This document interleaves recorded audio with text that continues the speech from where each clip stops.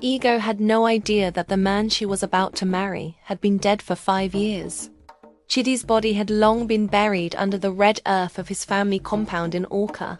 Yet somehow, tonight, he stood before her alive in a way no living person could truly understand. The church hall smelled of lily and incense, blending strangely with the nervous sweat of guests. Ego adjusted the lace on her blouse, feeling her heart hammer against her ribs.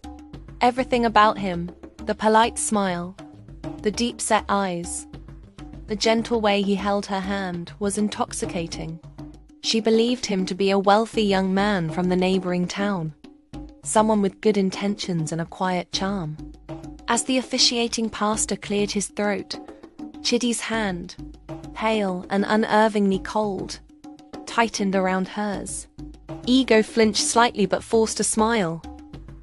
No one noticed. No one could. Everyone was too busy whispering about the beauty of her gel, the shine of the groom's suit, and the meticulous arrangement of flowers on the altar.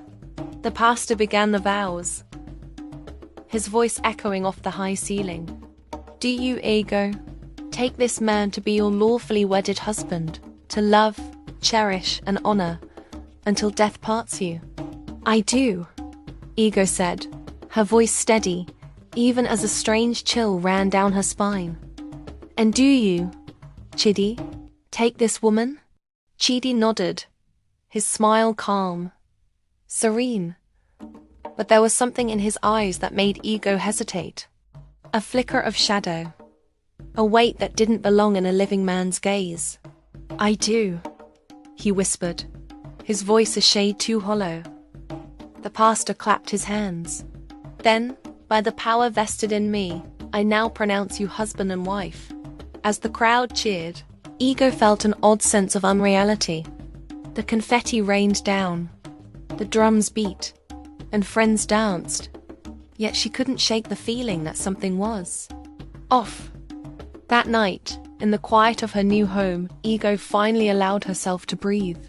The guests had gone, leaving only the faint scent of jasmine and the flicker of candlelight. She glanced at Chidi as he stood near the window, staring out at the moonlit courtyard.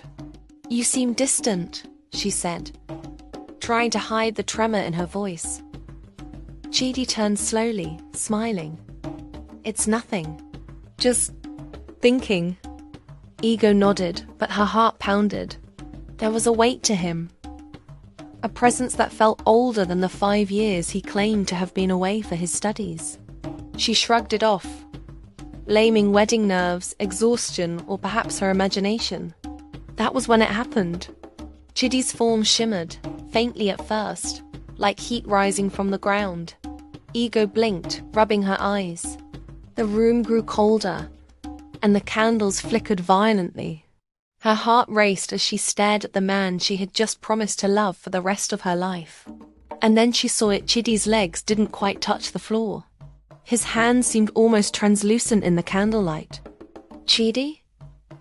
Her voice was barely audible. He smiled, tilting his head.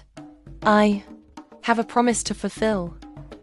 Before she could ask what he meant, the temperature in the room dropped further. A whisper, like wind brushing through dry leaves, circled her ears. My son, my son. Ego staggered back, knocking over a chair. Who's there? The smile never left Chidi's face, but his eyes darkened, shadowed with a sorrow Ego couldn't understand. I couldn't rest, he murmured, until this wish was fulfilled, until I married, until I had a son. Her stomach twisted. But you died. You were buried 5 years ago. He nodded, as if confirming the obvious. Yes, but the wish, my spirit wouldn't rest. I had to return. Ego's mind spun.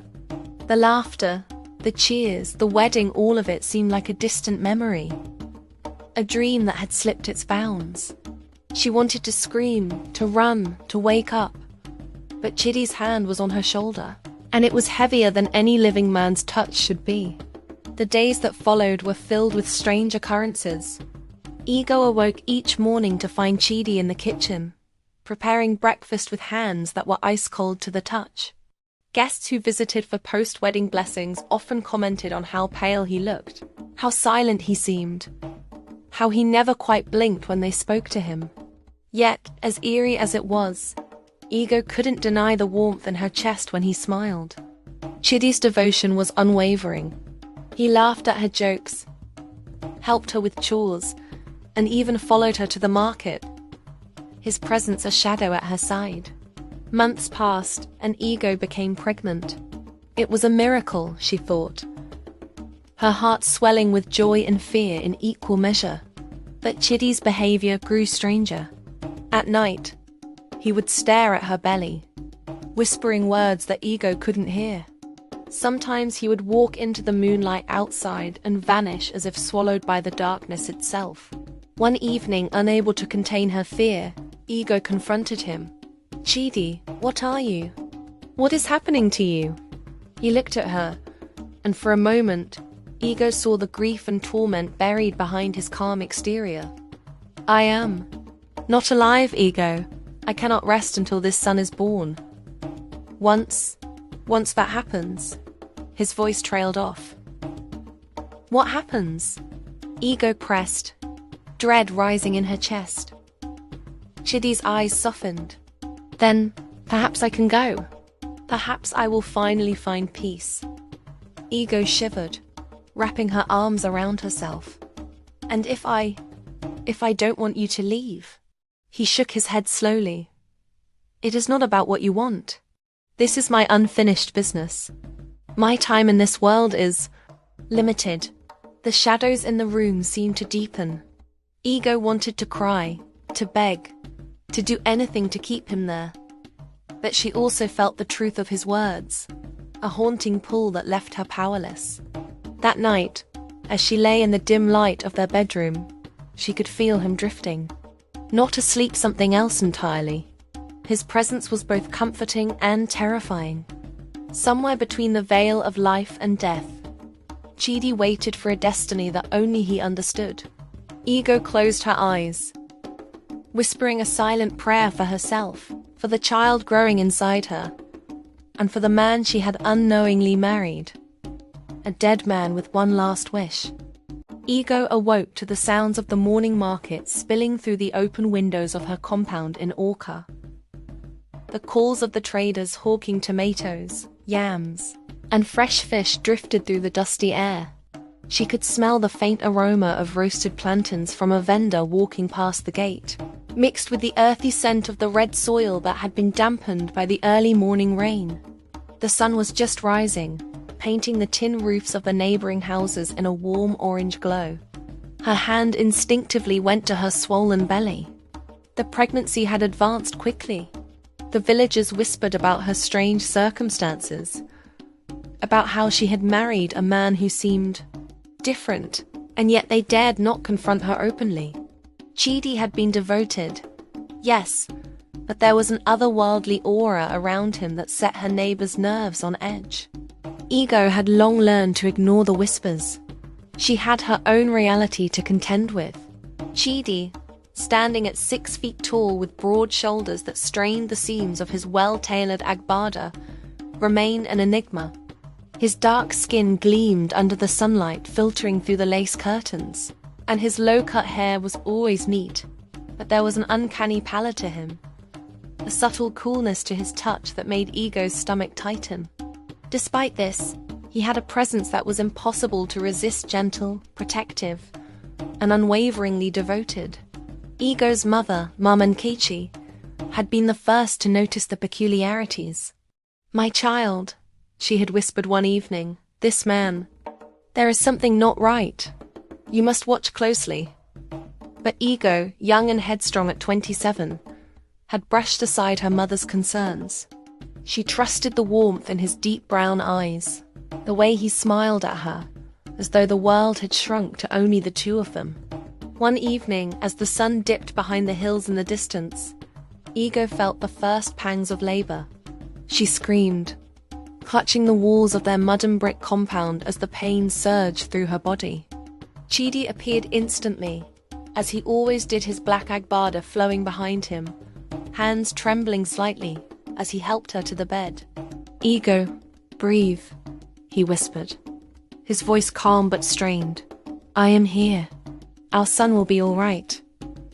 The courtyard was illuminated by the flickering glow of kerosene lamps, casting long shadows across the red earth and the neatly arranged potted plants. The midwife, Mama Chinière, an older woman with deeply lined skin and bright, alert eyes, muttered prayers under her breath. She sprinkled water from a gourd over Ego and applied a mixture of powdered herbs to ease the pain. The neighbors had gathered outside, some kneeling in prayer, some pacing anxiously. Chidi stood close by, his tall frame looming protectively. His hands, pale and ice-cold, clutched hers as though drawing strength from her presence. Yet there was a tension in him, a restlessness that Ego could feel in every tremor of his fingers. Hours dragged on. Sweat glistened on Ego's forehead, her blouse sticking to her skin. Her screams filled the night air, competing with the hoots of owls and the rustle of mango trees swaying in the evening breeze. And then, at the height of her agony, a cry pierced the darkness, a newborn's first breath, raw and piercing. "It's a boy," Mama Chinière announced, lifting the tiny bundle in her hands. The baby's skin was soft and golden brown, his tiny fists curling instinctively. Ego's tears mingled with the sweat on her cheeks as she cradled him, feeling an overwhelming surge of love and fear. Chidi's eyes glistened as he stepped closer, but instead of the usual warmth, Ego felt a strange distance in his gaze. We did it," she whispered, voice trembling. "Yes," Chidi murmured softly, his lips brushing her temple in a fleeting gesture of affection. "Now, my duty is done." Ego's heart skipped. "Duty? What do you mean?" Before he could answer, the air in the room changed. A cold gust swept through the windows, rattling the lamps. The shadows of the room stretched unnaturally long, bending as though reality itself were twisting. Chidi's form began to shimmer, edges blurring like heat waves rising from the red soil outside. Panic gripped Ego as the familiar warmth in his hands evaporated, leaving only a ghostly chill. "No, Chidi, don't leave me," she cried, clutching his arm, but her hands passed through him as though he were made of mist. His eyes, deep and mournful, met hers one last time. "Ego, this is my rest. Protect our son, live for him. That is all I ask." And then he vanished. Ego collapsed into the bed, holding her newborn son tightly, the weight of grief and awe pressing down on her. The midwife murmured soft prayers, but Ego barely heard them. The man she had married, the father of her child, had never truly lived among the living, and now he was gone forever. In the days that followed, Ego struggled to adjust. The village continued to murmur. Women at the market would point discreetly at her, whispering about her ghostly husband. Children avoided her son, pointing at him as though he carried a strange curse. But Ego paid little attention. She focused entirely on Chukudi, her son, who had inherited his father's dark, deep-set eyes and quiet intensity. Chidi's absence was felt more acutely at night. Ego would often wake to cold breezes brushing her face, or hear whispers in Igbo circling the veranda. Sometimes she would swear she saw a shadow at the edge of the courtyard, vanishing whenever she blinked. Despite the fear, she found comfort in these signs, believing them to be Chidi watching over them. Months turned into years. Chukudi grew strong and curious, often following Ego into the bustling village market. He had his father's quiet intelligence, asking questions about the world with eyes that seemed far older than his 8 years. Ego would smile, brushing aside the unease in her chest. Though she had married a dead man, life had continued, stubbornly and beautifully.